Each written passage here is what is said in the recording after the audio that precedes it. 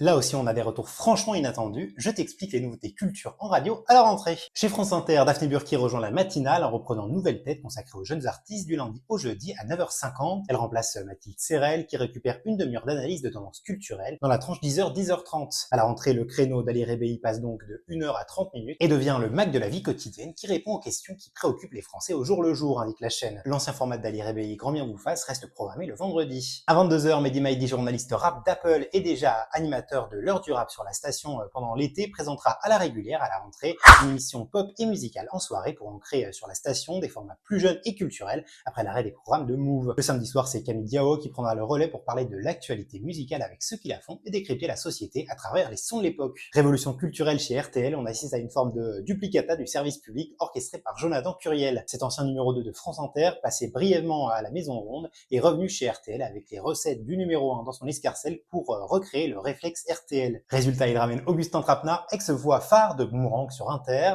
pour 2 rendez-vous culturels, une chronique hebdomadaire chaque vendredi à 9h25 dans la matinale et un entretien d'1 heure chaque samedi au cours duquel il recevra un artiste. RTL a aussi trouvé sa Sonia De Villers en la personne de Faustine Bollard pour des interviews de récits de vie entre 9h30 et 10h. À 20h, la radio généraliste du groupe confie au comédien André Dussolier une émission quotidienne de narration. L'objectif, faire du Fabrice Drouel à la sauce RTL. Toujours sur RTL, l'ancienne recrue de France Inter, l'humoriste Alex Vizorek se voit confier la relance de Qui tout double, jeu culte des années 50 animé par Zappy Max dans un format modernisé. Sur France Culture, on assiste à un retour médiatique, celui de l'ex-chroniqueur de Canal+, Ariel Wiesman, avec une histoire truculente. Chaque dimanche à 12h45, il promet des récits jamais entendus, haut en couleur entre culture populaire et regard érudit. François Saltiel, lui, proposera chaque vendredi une émission sur les coulisses de l'info et les mécanismes de la désinformation. Une très bonne nouvelle qu'on puisse retrouver une émission sur les médias sur le service public, puisqu'il n'y avait plus que Europe 1 et Sud Radio pour faire une émission sur ce sujet. Toujours sur France Culture, Nathan Dever, normalien de 27 ans, habitué des plateaux de CNews, animera Sans préjugés, une émission de débat qui croise regards citoyens, intellectuels, artistes, scientifiques sur l'actuel créneau de l'émission Sens Politique d'Astrid de Vilaine,